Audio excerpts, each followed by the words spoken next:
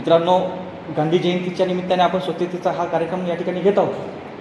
हे खरं आहे, परंतु स्वच्छता ही माणसाच्या जीवनामध्ये किती आवश्यक आहे हे या ठिकाणी सांगण्याचा मूळ उद्देश आहे. आणि त्या अनुषंगाने आपण जेव्हा गांधींकडे पाहतो तेव्हा असं लक्षात येतं की गांधींनी सगळ्या देशामध्ये स्वच्छता राबवली पाहिजे अशा प्रकारचा एक संदेश या आधुनिक युगात दिलेला आहे. गांधींच्यासोबत आपल्या महाराष्ट्रामधले संत गाडगेबाबा यांनीच प्रत्यक्ष स्वच्छतेच्या संदर्भात जे काम केलेले आहे ते आपल्या सर्वांना परिचित आहे.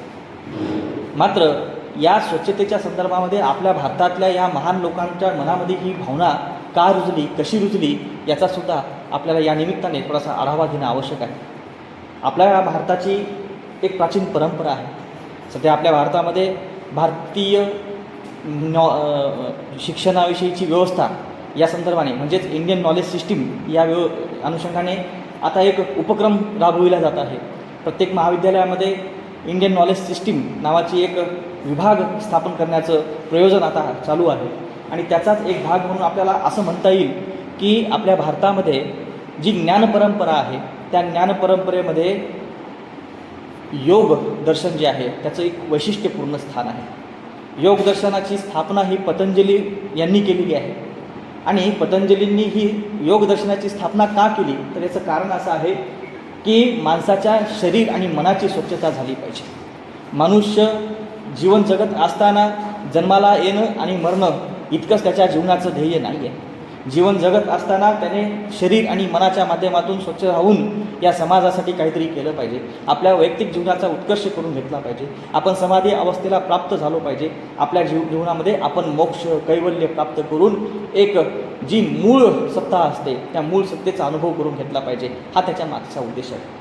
आपण सामान्यतः पाहतो आंघोळ करणं, आजूबाजूचा परिसर स्वच्छ ठेवणं याला स्वच्छता आपण म्हणतो. परंतु स्वच्छता इतकाच मर्यादित अर्थ नाही आहे. स्वच्छतेचा इतकाच मर्यादित अर्थ नाही आहे. स्वच्छता ही मनाची त्याचबरोबर बुद्धीची सुद्धा होणं आवश्यक असते. आणि त्यासाठी म्हणून पतंजली योगांनी 8 प्रकारचे मार्ग सांगितलेले आहेत. यम, नियम, आसन, प्राणायाम, प्रत्याहार, धारणा, ध्यान, समाधी हे अष्टांग योग पतंजलींनी सांगितले आहेत. आणि यातले यम नियम जे आहेत ते खऱ्या अर्थानं शरीर आणि मनाच्या स्वच्छतेसाठी अत्यंत महत्त्वाचे असे मार्ग त्यांनी सांगितलेले आहेत. यम म्हणजे काय? यम याचा अर्थ सत्य, अहिंसा, अस्तेय, परिग्रह, ब्रह्मचार्य ही जी 5 मूल्ये आहेत ही 5 मूल्य आपल्या जीवनामध्ये आणणं आणि त्यानुसार चालणं. आपण सत्याने वागलं पाहिजे. आपण कुठंही असत्य काम करता कामा नये. आपण खोटं बोलता कामा नये. जर आपण खोटं बोललो, आपण असत्य काम केलं तर आपलं त्याविषयी आपल्याला समाधान लाभत नाही आणि आयुष्याच्या शेवटपर्यंत त्याविषयी आपल्या मनामध्ये खंत राहते आणि त्यामुळं आपण खऱ्या अर्थानं मनानं स्वच्छ होऊ शकत नाही. म्हणून या ठिकाणी पतंजलींनी सत्याचा मार्ग स्वीकारण्याचं सांगितलेलं आहे. त्यांनी अहिंसेचा पुरस्कार का केलेला आहे? कारण आपण जेव्हा कोणाची हिंसा करतो तेव्हा आपलं मनसुद्धा त्या ठिकाणी हिंसेनं ग्रस्त झालेलं असतं. ही मन आपलं जेव्हा कुठं समोर जात असतं तेव्हा आपल्या मनाला ग्लानी वाटते. आपल्याला आपल्याच मनाचा द्वेष वाटू लागतो आणि अशा मनाला घेऊन आपण जीवन चालणं हे बरोबर नाही. म्हणून पतंजलींनी अहिंसेचा मार्ग सांगितलेला आहे. ब्रह्मचार्य म्हणजे काय आहे? आपल्या इंद्रियांवर, आपल्या मनांवर, आपल्या बुद्धींवर नियंत्रण ठेवणं आहे. याचबरोबर अपरिग्रह. आज आपण पाहत आहोत की आपल्या देशामध्ये मानव संस्कृतीमध्ये खऱ्या अर्थानं मोठ्या प्रमाणामध्ये भांडवलशाहीचं अस्तित्व उभं राहिलेलं आहे. मोठ्या प्रमाणामध्ये गुंतवणुकीचं भांडवल उभं राहिलेलं वातावरण निर्माण झालेलं आहे. या ठिकाणी मोठ्या प्रमाणामध्ये साठेबाजी निर्माण झालेली आहे. आणि याचाच परिणाम काय होत आहे की गरीब राहत आहे, श्रीमंत होत चाललेला आहे. असा हा जो फरक आपल्याला या समाजामध्ये दिसून येतो त्याचं मूळ कारण आहे आपण साठवून ठेवण्याची वृत्ती वाढवलेली आहे. म्हणून पतंजलीने सांगितलेलं आहे की तुम्ही साठवून ठेवू नका, तुम्ही परिग्रह करू नका, अपरिग्रहाचा तुम्ही स्वीकार केला पाहिजे असा विचार पतंजलीने दिला आहे. तुम्ही जेव्हा परिग्रह कराल तेव्हा तुमचं मानसिक संतुलन अस्वस्थ स्वरूपाचं राहील असा विचार त्याच्या मागचा आहे. अशा प्रकारे तुम्ही तुमच्या मनाला प्रसन्न ठेवलं पाहिजे, तुमच्या मनाला स्वच्छ केलं पाहिजे असा उपदेश प्राचीन काळामध्ये इसवी सनाच्या पूर्वी आपल्या भारतामध्ये पतंजलींनी आपल्याला दिलेला आहे. आणि दुसरा एक विषय शरीराच्या संदर्भाने सुद्धा पतंजलींनी खूप महत्त्वाचा विचार या ठिकाणी आपल्या भारतीय लोकांना दिलेला आहे.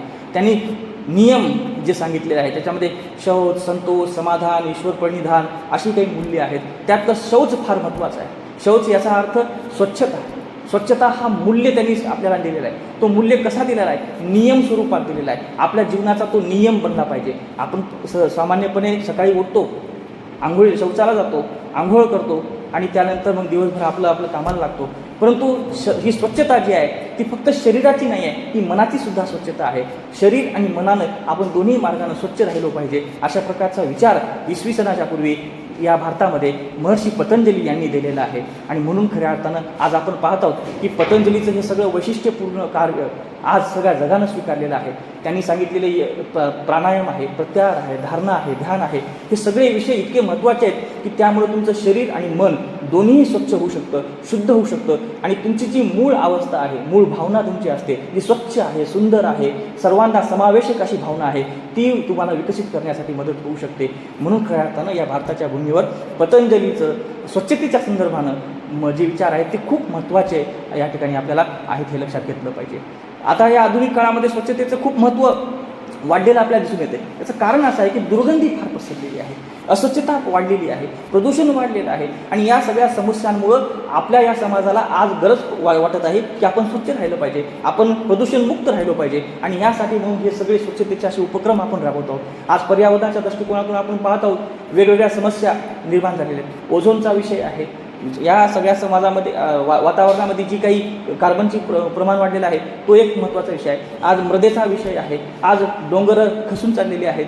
हे सगळे पाण्याच्या पातळी कमी होत चाललेली आहे. हे सगळे विषय जे आहेत ते खूप महत्त्वाचे आहेत. आणि या दृष्टिकोनातून जेव्हा आपण विचार करतो तेव्हा त्याचं मूलभूत कारण शोधण्याचा प्रयत्न करतो तर आपल्या लक्षात येतं की आपण अस्वच्छ झालो आहोत, आपण मनाने अस्वच्छ झालो आहोत, आपण कर्माने अस्वच्छ झालो आहोत. या वातावरणामध्ये आपण अस्वच्छता करण्यासाठी एक प्रकारचं हातभार लावत आहोत. अशा प्रकारची परिस्थिती निर्माण झाली आहे. आणि ही सगळी भावना आपली जी आहे ती चुकीची आहे. या भावनेमध्ये बदल करणं खूप गरजेचं आहे. जर आपण ही सगळी कर्म, ही भावना अशी अस्वच्छ ठेवण्याची भावना वगैरे नाही बदलली तर या समाजाचं विघटन होण्यासाठी, या वातावरणाचा नाश होण्यासाठी काही वेळ लागणार नाही. अशा प्रकारचा विचार शास्त्रज्ञांनी आता समोर आणलेला आहे. म्हणून या ठिकाणी वेगवेगळ्या उपक्रमाच्या माध्यमातून स्वच्छतेचं महत्त्व समाजामध्ये टिकलं पाहिजे, ते समाजातल्या लोकांना दिलं पाहिजे. या भावनेतून असे उपक्रम राबविले जात आहेत.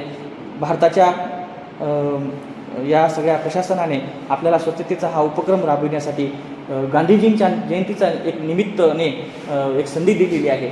या संधीचा आपण खरंच सोनं करूयात.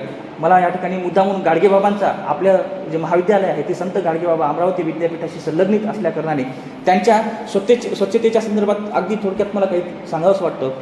मित्रांनो, गाडगेबाबा हे मुळात कुठल्याही धर्माचा पुरस्कार करणारे नव्हते, परंतु धार्मिक कार्याच्या बाबतीमध्ये त्यांचं जर आपण वैशिष्ट्यपूर्ण कार्य लक्षात घेतलं तर ते इतकं महत्त्वाचं आहे की अशा प्रकारची धार्मिकता कुणाला नको असं आपल्याला वाटायला लागेल. ज्या ठिकाणी जत्रा व्हायची त्या जत्रेच्या आदल्या दिवशी ते तिथं जायचे, त्या ठिकाणी जाऊन ते स्वच्छता करायचे. विशेष म्हणजे जत्रा झाल्यानंतर पुन्हा त्या ठिकाणी जी घाण झालेली असते ती घाणसुद्धा ते साफ करायचे. असं हे म्हणजे एक निरपेक्ष काम गाडगेबाबांनी या समाजाला केलेलं आहे.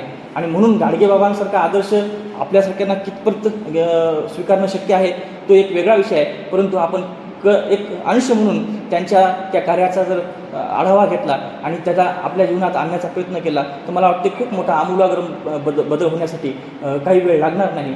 या निमित्तानं मी आपल्या सर्वांना पुनश्च एकदा स्वच्छतेचं आपल्या जीवनभरात आपण पालन केलं पाहिजे असं आवाहन करतो. या ठिकाणी मला बोलण्याची संधी दिली त्याबद्दल धन्यवाद मानतो. जय हिंद, जय महाराष्ट्र.